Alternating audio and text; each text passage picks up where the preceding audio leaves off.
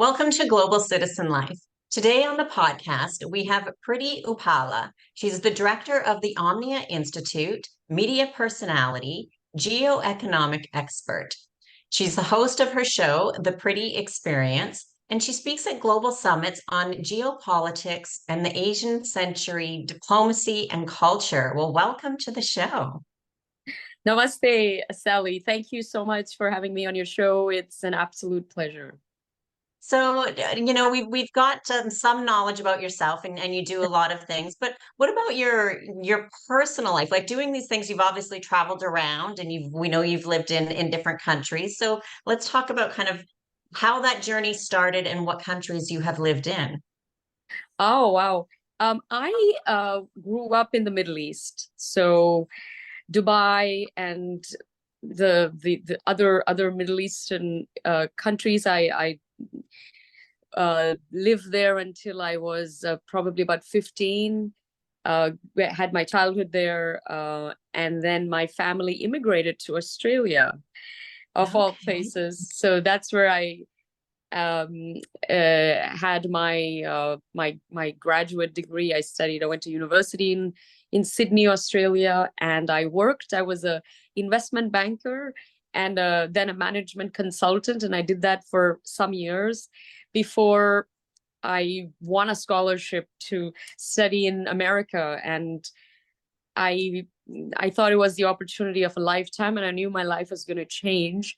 So I took the opportunity. I never looked back. I bought a one-way ticket from Sydney to Los Angeles, and I came here. And that was that was 10 years ago, and I live here now. And I travel all around the world for my work now. And I mean, I'm very lucky, I have to say. I grew up traveling because of my dad's job. But and yeah, so it's been quite an amazing journey. I think also traveling as a very young person, as a student, a young professional, and then traveling, as you get older, it's a completely different experience traveling for work or for personal reasons. Again, really, really different experience. I mean, I traveled all throughout COVID as well. So it was interesting. And at a time where nobody was traveling. So I think to have that experience of the world was really unique. And I think during COVID, people really saw how we behave, how we interact, how we treat other human beings, and it was very universal, I think. So it was really eye-opening. Yeah. Yeah, and there's a few different things that I want to talk about with everything you just said. So in part, like absolutely, travel is very different from when we're in a young age and until we get older, just the things that we like to do, the things we want to see. So it is quite different that way.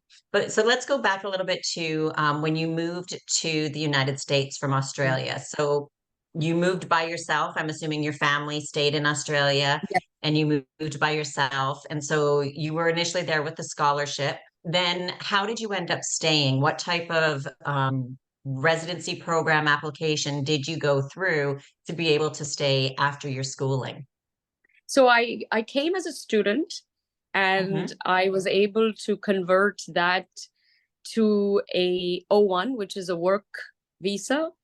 And I luckily I didn't have to go back to Australia. I was able to fill that out while I was still in the States.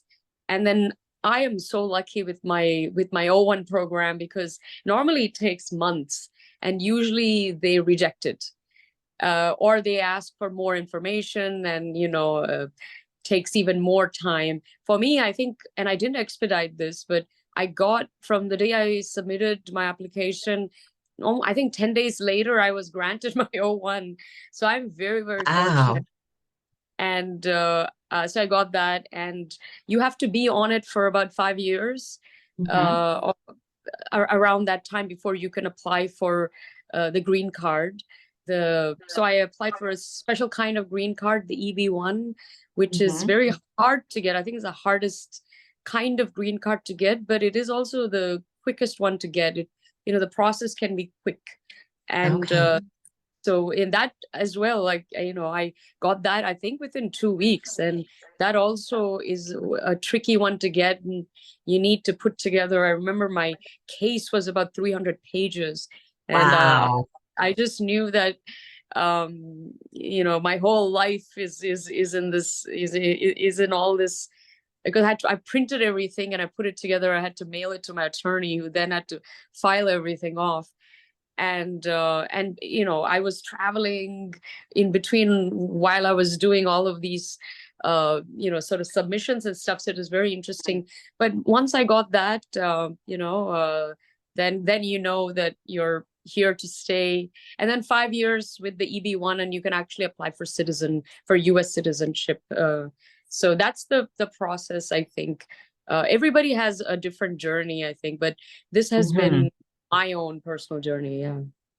Exactly. And that's why I really like to talk to a lot of different people, is because each person, their process and journey is different. Some could have, some have problems with paperwork. You were very lucky. I mean, 300, that's a lot of pages though. Like, I don't think I've had anybody say that they've had to submit that much, but that was your process for the one that you tried for. And different countries have several different types of different visas and residency programs. And so that's why I like to hear about each person's story and situation, because there isn't a one size fits all. There's Yes. there's many options available for people. And so, what did your family think of you first going to school? I'm sure they were quite proud initially, but then when you said, "I'm not coming back to Australia." I think my parents knew that once she's on that plane, she ain't coming back. Because for a number of reasons. I'm very adventurous, and Mhm. I like to explore and new challenges, and they've seen me grow up like that. Even when I was a student or a very young professional, I would travel everywhere, and I had a job even in my consulting job. I was a kind of an international consultant. All I did was go from place to place, and I really enjoyed that. And I think they knew how much I love travel. um but they had a feeling that America was really the place where it was all going to happen for my destiny and for my life. And they probably felt that Australia was too small for my aspirations, and they would be right, I think, in assuming that. So I never sort of looked back. I mean, I visit all, regularly. Also, my parents themselves travel quite a bit, and we've met in Europe and other places several Oh, times as well. nice. Yeah, and my dad still, he works in the oil and gas industry, and he's Mhm. always traveling, especially to the Middle East, actually, where we once used to live. So it's very, talk about coming full circle. It's very interesting. Well, that's great. And yeah, they probably then knew once that scholarship came through that was it. Yeah. She's going. We'll meet up somewhere in the world Yes. on occasions, which it's a fabulous thing too, because I've talked to people before and I say to them, like, where does your family live? And some will say, "Oh, I've got brothers and sisters that are a few hours away from where my parents live." And I'm like, "Well, how often do they see your parents?" And they say, "You know what? Like, not that often." And it's interesting because people say to me, "Well, you live so far away, you're in Europe," and I move around, I'm in different countries, and originally from Canada. And I generally go back once a year, sometimes more, and visit everybody. Then say, like, "You're so far away," and this, but I said, "But yes, the internet is wonderful and helps to have Zoom calls and chat and Facebook time and whatever else." And they said, "But when I go back to Canada, though, too, I'm there, and I end up spending more time collectively because I go back for 6 weeks, sometimes 8 weeks. Last time was a bit longer, but and it's a good amount of time. So." Thank goodness to technology as well. I don't feel like I'm missing out on what's going on in their life because we still chat. I still see Facebook posts. We still, we know what's going on. So it definitely is a lot different from when I was a kid and we moved around a couple times that we had to do the old snail mail, write Yes. a letter, put it in, and you probably would never see each other again, but you'd get the odd letter. Well, my mother still writes letters to me every few months. I mean, we speak on the phone a lot, but she likes writing letters, and I like receiving it. She'll always put it with a nice card. So I love getting cards and letters from her, and it's just very heartfelt, you know. And I have a collection of those. So That's sweet. That's nice because yeah, it's not done very much no. anymore. That so that's always nice to open up the mailbox and not have just bills and junk mail and things like that that we get a lot of. Which is one thing I also enjoy in Europe is I don't get any junk mail. Like it's very rare for me to have a flyer in my mailbox. I'm like, "Oh." Where in Europe are you? So currently I'm in the country of Montenegro. Ah, okay. Very small country in the Balkans. So for just for people who are listening, it's along the sea. It's south of Croatia, north of Albania, It's and in it's very Serbia. tiny. The population of the entire country is right around 650,000 people. Wow. It's tiny. But it's great because I spend Yeah. a lot of time in Barcelona as well and traveling. And so I love going to the cities. I love having all that energy. And then sometimes I just think, okay, that's enough. I just want quiet, relaxed. And so I have a bit of a balance of staying in more places because I love the city, the busyness, but then I love to have a break and as I said, relax from it. So Barcelona was the last city that I traveled, and I flew back from LA from Barcelona after a long trip in Europe and Africa. This is just a few weeks ago. wow. So yeah, it was wonderful city. Yeah. Yeah, it is. And but and the thing is too, there's so many great cities in the world and so many Yeah. great countries. I often say to people, once you've kind of narrowed it down to a country, you need to visit more than one city because if you look, depending upon the shape of the city, from north to south, east to west, like the culture itself, especially if it's a large country, can change and they'll have things that are just different and the people will be a different bit different, the food, the weather, everything. So it's important to really kind of check things out a bit before you go. Have you considered moving away from LA? Like you went there for school and was that it? You just stayed and it was like, that's it, I'm home. This is it for me. I work I do many things. I do a lot of political stuff and media related stuff, Hmm. but I also do stuff with Hollywood. And Okay. this is the epicenter of the world when it comes to Hollywood and the movie business. So I'm very open. I mean, I love to travel, to live in another city in the States or even in another country. But my work has to it should be conducive to Mm. whatever work projects I'm doing. But you never know because I think they do a lot of shooting also in on the East Coast, in Florida, New York. The industry itself has changed, and I think it's going to change a lot moving forward, which is a good thing. And I think post COVID, my perspective of Los Angeles has changed a lot. And I think you just take a stock take of your life, and ask yourself, am I really in the most optimal place? Am I really doing my highest doing work that is of my calling and my higher purpose, and I'm really serving the world and the community as much as I could. I think I did a lot of introspection, and Mhm. so there was I think I'm very, very open to how things unfold for me, and open to new opportunities. And that's great because I mean, in part, we never know when new opportunities are going to come because as you said, even with COVID, a lot of things had changed for everybody.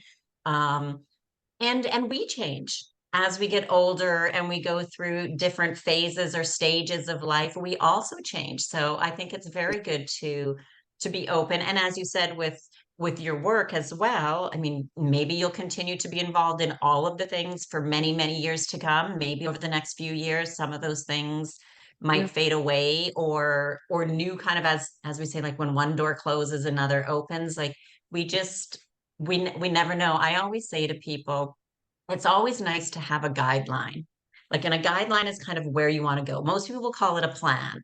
but I don't Mhm. like the word plan because it's too, I think too much people are, then it's set in stone. Like, this is my plan. I'm going to do this and then this and then this and then this. And that's great. But things happen in those times that kind of sometimes steer us away, or an opportunity comes, or we kind of, get off track and have to get back on track a little bit, or pandemic hits. Like, I think we're living in the most vulnerable and volatile times in history, I think, in some ways, and nobody knows what's going to happen tomorrow, globally, anywhere in the world, on any level. And the beauty of that is to be just present, and be present to the moment, uh, receive, allow all the goodness, and trust that there is love and light out there, and just be open to whatever life throws at you. Trust that the universe has your back. And I think when you do that, good things will happen. I think some years ago we had the luxury of having 5-year plans and just sort of sticking to our goals, or just life would be the same. You'd be in the same job mm, 30 years. Today's just not like that. I don't think it's like that for almost anyone. And I think geopolitically we're seeing so much going on. It's some positive, some very, very disruptive and very challenging, and that's not going to slow down. I actually think next few years it's going to get even more intense. It has to. We can just see the writing is on the wall with what's about to come, and not all of it is very positive. So you have to just embrace it and be prepared, be ready. I think trust in humanity, trust that the world is mostly good, with good people who care, and there's a lot of beauty and love out there. You just have to tap into that. I think trust yourself and trust whatever source, God, divine, universal consciousness, whatever you want to call it. Just be present to that, and try to tap into that, because it is there to guide you.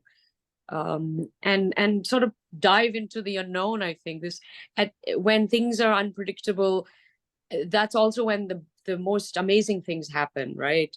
So I think we also have to get ready for some incredible things that are going to manifest in the next few years in the world. hmm. And I agree, especially as you said, over the last few years, we've seen a lot more disruption Mhm. over the last probably we'll say 3-ish years now, since COVID, basically, from when the beginning of COVID. We've seen a lot more disruption, but we could focus on all the negative, which is easy to do by watching the media. Very easy to fall into the negative trap there.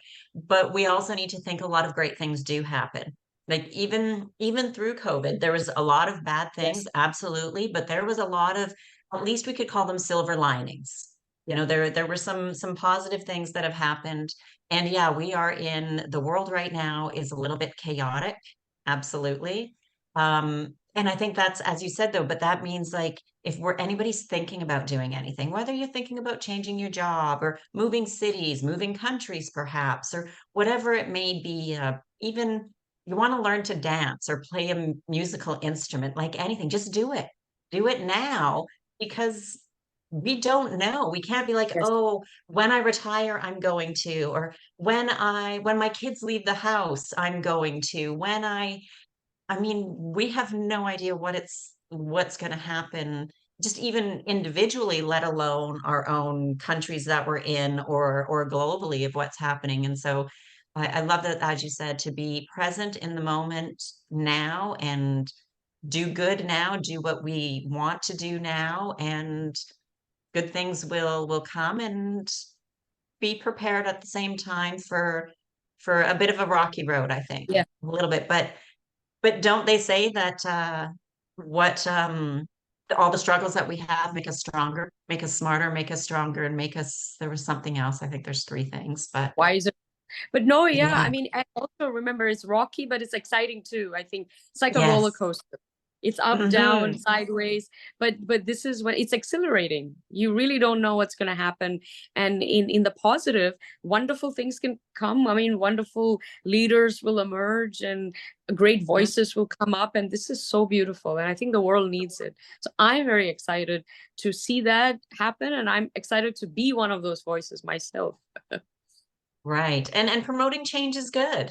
Change is good. We need to change. We need growth. We need to think our thoughts and beliefs and truly actually think why we think them. And I think that's another thing. And I think that with traveling for me has done that a lot with learning about other people's culture, religion, beliefs. And I go to a lot of seminars and stuff too. And so I've learned like my beliefs are just a little bit of my experience and some of what I've been raised and told. They are not right. They are not wrong. They just are. And so that's the same when I meet other people of different cultures. I love to get into conversations about like their culture or their religion or their beliefs, but I have to be careful with who I'm talking to because some people aren't as open-minded, Yes. and then it's hard to have those conversations. And then it's just asking the why. Why do you believe that? Why do you think that? Why do you feel that? And I mean, and people should do that for ourselves too. When we think of something like, why do I think this is true? Why do I think it's right? Why do I believe it? And saying just because it is not an answer because it's not. And then that's how we open up more and embrace the world more. So true. And I'm sure you've had to do that as well as just even with your moves from moving from being in Dubai to going to Australia, that completely different culture and lifestyle. Australia to the United States, fairly similar. I'm sure there were still Yeah. some differences, of course, but not as dramatic as that first one. And that would be the same for people listening too. If they want to move, you need to be open because things are different and it's wonderful. Absolutely. I mean, that was a real culture shock, I think, moving as a very young person from a country like Dubai to a country like a city like Dubai to Sydney, Australia. Very different. And I came as a school student. I just did my 12th grade. I was, that's all I was. It was able to do that, and so I spent 1 year in the high school system in Australia. And that was enough, I think, because it's very different to sort of the education system that I had been used to. It was a real culture shock, but university was very, very amazing experience for me. I loved it, and I really came into my own then. And then the corporate Australia is a great place. And again, I was very lucky. I had jobs that I was traveling half the time anyway, and all my colleagues, clients, they were all from everywhere around the world. So that was pretty amazing. Sydney to Los Angeles, honestly, within 2 weeks, I thought, I'm home. I really didn't take me long time to adjust at all. However, now I can see such big differences culturally between Australia and America. And I think what's happened in the last few years as well, you see how the people of these two countries, they really are different in many ways. I mean, even Europe and America are so different. Like Very different. I go to Europe a lot and I love it. Going there for a holiday is very different to living there. Absolutely. But you see the differences when you speak to them, because they love to talk about American politics and American culture. And many of them have a very distorted view, I think, of it. Maybe they've been listening too much to the news. And obviously, I live here. The ground reality is quite different. And you try to sort of explain to them and stuff. And then maybe if they're lucky, they'll come visit and they'll see exactly what you're talking about. So it's been interesting, I think, having those conversations whenever I travel, because the minute you say you're from California or Los Angeles, their eyes light up and they're actually very fascinated. And everybody seems to just have this dream to go to Hollywood, no matter where I go in the world. Even countries that they're like, oh, we crazy Americans or ignorant Americans, they have no respect for America. But you say Los Angeles, they're like, oh my God, it's my dream, So it's very, very interesting, I think, being an American traveling around the world. And I find myself actually defending America. While I'm here, I can be critical of everything wrong with our country. But I find that when I'm overseas, I'm going to defend America. I'm like, no, you have it wrong. And just because their criticisms, I think, are not really valid. There's plenty to criticize, but I think their perspective of what's going on here may be a little bit, I think it could be better informed. So it's been interesting, I think, for myself to sort of notice that. And I think a lot of Americans, I have seen it happen to them as well. Even if they don't want to do it, they end up having to do it, you know. So it's been fun that way. Well, and I think it's very interesting too, because it's funny in a way that when we listen to the news, especially now with, say, Ukraine and Russia, and it's always what kind of American or European TV says, and then it's Russian propaganda. Everything is Russian propaganda. Well, newsflash, every Yes. country has its own propaganda. And America Like, has the biggest propaganda. Yeah. America has so much propaganda about America is, Yes. and I don't mean to say that it's not, but it's just propaganda that America is great, greatest country in the world, the Yes. best thing, the best, Yeah. and then other countries, and then America will show everything else is bad. Be careful, like Yes. even, oh, there's riots going on in France. You better not go to France. Travel with caution, and of course, like Russia's the worst place. It's bad. I mean, like, but every country does it. Oh yeah. Every countries in Europe do it too. Like not as bad because the European Union, they're more of a solidarity of the True. European Union is great. All the other countries are kind of bad and have like bad stuff, stupid stuff going on. And so Agreed. Yeah. it's very interesting. And for people who haven't traveled, they don't really know because you don't know that you're just getting fed propaganda from your Yes. local country and your local news. Like every country gets the propaganda that they're the best and everybody else is terrible. Yeah, I think America has the military and the nuclear power and the technology to substantiate its claims. So has gotten Mhm. away with it for a long time. And in America, you have a population that doesn't travel much, so they're not going out there and dealing with the rest of the world that much. The rest of the world comes to America. The dynamic is very different, and they come as Right. tourists. They genuinely come because they think, wow, what a great country. And it is a fantastic country to visit for sure. And they are enamored by it and they just love a trip here. Mm. But it's very different. I think it's only when Americans move as when they immigrate or they go as expats and live in another country, then they realize, what the rest of the world really thinks about them and how amazing the world is really.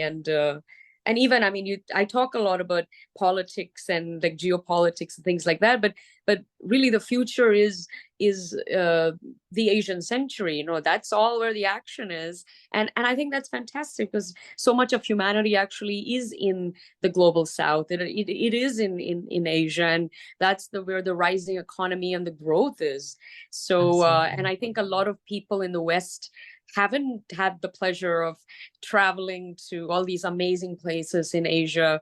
And if they did, they would be blown away with the beautiful architecture, the technology, just everything, and how the scale of things, culture, the buzz, everything is so exciting. And when they do, of course, they fall in love. But so I think I think part of my role I almost see as like being an ambassador for the Asian century, so to speak, because that is, whether we like it or not, that's the way the yeah, economically, that's the Mm. direction in which the world is going, and with that comes actually political power and geopolitical power and so on. So yeah. Of course. And I don't know if have you heard of Ray Dalio? I love him. He's one Yeah, of okay. my I figured you probably did, but I didn't want to he's make an my assumption. But and yeah. his like when he writes about just how like superpowers have changed. Yes, Like the changing, that's because history. It's I talk a lot about the new world order. I am very similar Mhm. to what he says, very, very similar. Yeah. And he's Yeah, right. and that's history and it changes and everything goes in waves and it doesn't how does he say? It doesn't repeat, but it rhymes. So it is a Yeah. little bit different, but it's still kind of the same. And And I think, he's kind of saying that's kind of where we're at right now. We are in it, and it could take a long time. Things like that don't happen overnight. It's easy to look back at history and see those changes, but we are in the midst of it changing, and Yeah. um, however it plays out, who knows? But that's kind of as you said, the exciting part, the interest, and see where. And I think for people too, just to be open-minded, and change is good. Change is good for things, and it brings a lot of opportunity. And that's kind of a choice where I think people need to be, is to be aware and open and know that opportunity is coming, or be scared and worried and do nothing, and then you get kind of caught up in the downfall of things.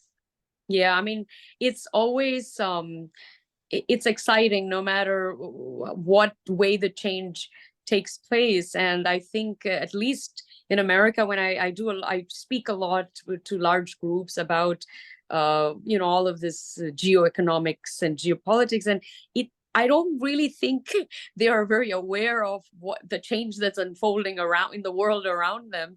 And I always warn them, like, better be you better wake up to this reality, or else it's going to be a rude shock to you, because one day you'll wake up and you'll realize that you're not living in the greatest superpower at all, and there are many other powers out there. We're not in a unipolar world anymore, and this has been happening for a while, actually. Oh, yes. And you're just not going to be in the same place that you thought you were in the world, and you might not like that reality. And the sooner you understand that things come in cycles, powers go up, go down, and countries have been glorious in the past, and then they lost that, and now they're getting back to that point. So you have to understand that, and you can't think that one particular power is going to be at the top for the next 1,000 years. That's simply not how the world works. No, And I never think some has. people, it never has. But when you talk to some people, that's how they think, though. They think that Right. no, and it's interesting, I think. It's and But no matter which way things go, there's amazing opportunity.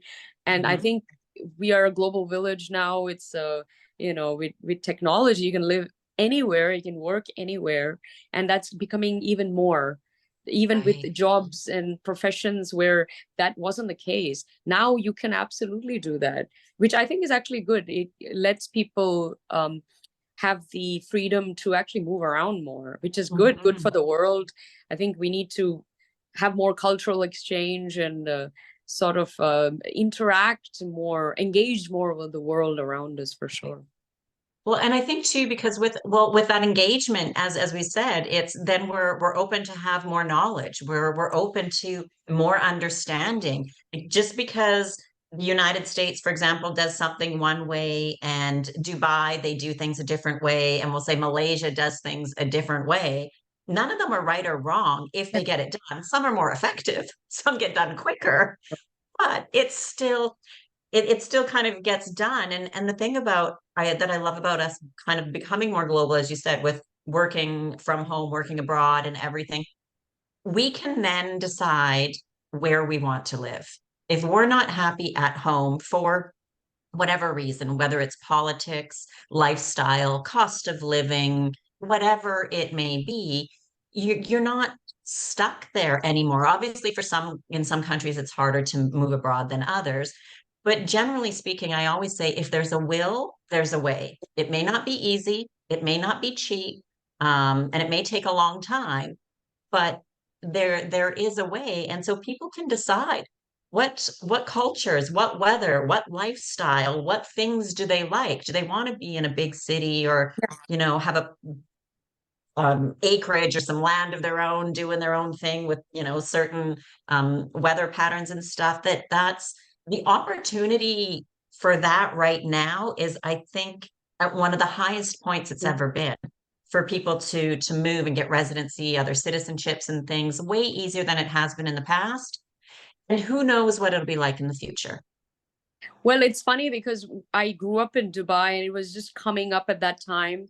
And now it's come to a point where a lot of Americans are thinking of going there, sort of migrating there as and working there or retiring there, and it's become this hub. It's trying to I mean, I go to property seminars from these property developers who are based in Dubai, and they're basically trying to sell their condominiums, and I'm like, really kind of very interested almost to do that myself. And it's Mhm. so funny, talk about going back, full circle, and going back and living in Dubai. I spent a lot of time there already, so it wouldn't be that different to stay there for a longer period of time. Ideally, for somebody like myself, if I can split my time between 2 or 3 places in the year, of my favorite places, that would be the best. But That's my ideal yes, as well. My ideal is to have yeah, 3 or 4 homes in 3 or 4 countries, like one in each, yes. and split my time. So I'm never, and part of the reason is so I'm never in winter. I never want to be and cold. and I think we are in a interesting time where you don't it's financially feasible to do this. You don't have to, so you may not even necessarily need to buy a big mansion in all of these places. You Hmm. can make it work financially, because you're gonna, if you don't own your own home here, well, you're gonna be paying rent anyway, so you could just Exactly. manage it in a way where you can just split your time between 2 or 3 places, and it would actually cost you the same or less, probably, to be honest. If you lived in Asia, definitely it would be much less. Even in the Middle East, it would be less, and you could actually live better. So and Europe for sure. So I think Absolutely. a lot of people are opting to do that. I'm not surprised, and I think we're going to see a lot more of that in the near future for sure. Hmm. Yeah, it's one of the things that I help people do with global citizen life, or to become global citizens, and Yes. whether it's diversifying for business, citizenship, residency, lifestyle, like whatever it is, to just have the life you want, live Yeah. where you want. Like there's no, we're not stuck. And people sometimes say to me, they're like, well, what if I go there and I don't like it?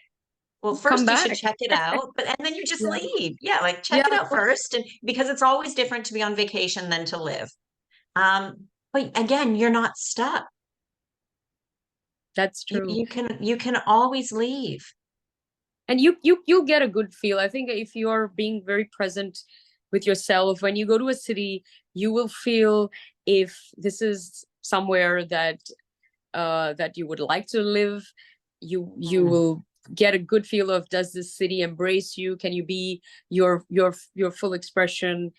Because some places you'll shine, some places you just won't, and mm. some places it's very indifferent. It could go either way, and you spend a little bit of time. I think it'll be very, very quickly, it'll become very evident whether this could work or couldn't work. And sometimes it's the most unusual places that you didn't Yeah, think you would like, that blow you away. That's happened to me when I've traveled, and even in America, I've gone to so many cities, and the cities that I never thought much of, I just fell in love with them. I thought, geez, I could live here. It's just so different to what I had expected, and it's really amazing. So you have to be open to absolutely. all of those amazing sort of possibilities. Yeah.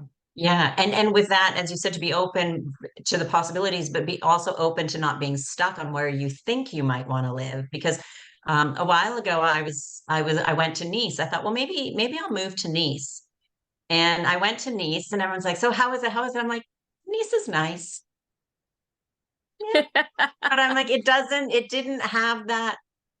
I'm like, yeah, I mean, I could live here, of Yeah. course, but Very livable. I'm So it's funny. Sorry, it's funny you say Nice. That Nice is my favorite place in Europe. I want to. really I've been going there forever, because every year I go to the Cannes Film Festival in Cannes, okay. and But that's I'm only gone. happening for a short period of time. So, you have to think of like year-round True, but living. but but it's a very weather-wise and Hmm. lifestyle-wise, the food and all. It's just for me, Cannes, Nice, the Côte d'Azur, French, south of France. For me, extremely livable. I not sure. I think other people have had mixed experiences, and like Americans going to France have had mixed experiences. For me personally, I've I fell in love with it, and it fell in love with me too. I always shine there. Much of Mediterranean, Yeah, but definitely south of France. So, I between just Nice, Cannes, all those places, Monaco, mhm. I mean, I really, and maybe because I just sometimes our expectations are higher than what they should be. Or something. I yeah. just thought that I would get bored there. I just found that it was Yes. great to visit, loved it, but I thought to live year Yeah. round, I would probably get bored. Yes. I need something a little bit. I love the coastline. I love being by the water. The Yeah. last few places I've lived, I'm always by the water. And so that's just about, again, knowing and trying. And so for Yeah. me, I just think it might be just too small. Yep. Summertime, of course, when there's festivals and stuff going on, great. But then we have to think, what about when it's kind of like Sure. off season, quiet Yeah. time, Yeah. winterish weather, whatever it may be, then or is that the time to travel? Because I've also considered Dubai. And people are Ah. like, it gets really hot. I'm like, I know, but then summertime, but I can go back to Canada in Yeah. the summer months and visit because that's usually when I go back to Canada anyway. And so sometimes it's figuring those things out Yes. too to see if something is workable or good for us. And one thing I've definitely learned over all of the years is there is no perfect place. It's true. And remember, people move because they're not happy, but they go to a new city, it's the same problems, they manifest the same people, because it's the only common denominator is them. It's Right. they who are going, and wherever they go, that they are going along to that place. So I think they forget that it's not the world out there, it really is what's going on in here. So if you're not happy, I think you must always work on yourself, because if you don't, then you can go to any city in the world and you ain't going to be Yeah, happy. It'll be the same problems that'll that's true. follow you, and you'll keep blaming the world around you, whereas it was the big issue is you. And I think Yeah. people don't get that, and trying to escape and run away from what's unpleasant. You'll never run away, because you can't run away No. from yourself. So. That's true. That's very true. And it's a very good point to make because it does happen a lot. And that's when people they move somewhere for 6 months or a year and oh, I didn't like it, wasn't what I expected. It's like, okay. And sometimes yes, but then you didn't do enough research. Or the other is the problem, as you said, is the common denominator is with oneself. If you're not happy with yourself, you won't be happy anywhere. That's so true. That's great. And I think that's probably like kind of the perfect way to end this conversation is being happy with oneself. So, Preity, if people wanted to follow you, get in touch with you, what are some of the best ways for them to contact you or see what you're up to and what you're doing? Oh, wonderful. That thank you for that. I am very active on social media. You can find me on Instagram. I am at the Preity Effect, and Preity like my spelling, Preity. Facebook is just my name, and YouTube is and online is the Preity Experience. So you can just contact me. My website will be it's being redesigned. It'll be up soon, I hope. But you can find me anywhere on social media and just reach out to me. I am working on a number of things, writing a book, trying to get a show off the ground. I speak a lot in different places. Hopefully, I'm going to be in Dubai in December, talking at a big event there, and going to Australia before that as well. So very, very excited. So please, I just love meeting people who have maybe come across me somewhere online or listened to a interview of mine. So please reach out. It really makes my day. But thank you so much for this amazing opportunity. You've just validated all the choices that I've made in my life, to live a fearless life and to really truly be the global citizen. So thank you so much. You're welcome, and we'll make sure we have those links in the show notes for everybody. And I think one of the best takeaways with talking with you, a couple is like one to you have to be happy with yourself, and we can't get bogged down by what's going around in the world. We need to live life now for what it is now because we don't know what's going to happen in the future, but great things will come. That's true. Thank you so much. All right, thank you very much for your time.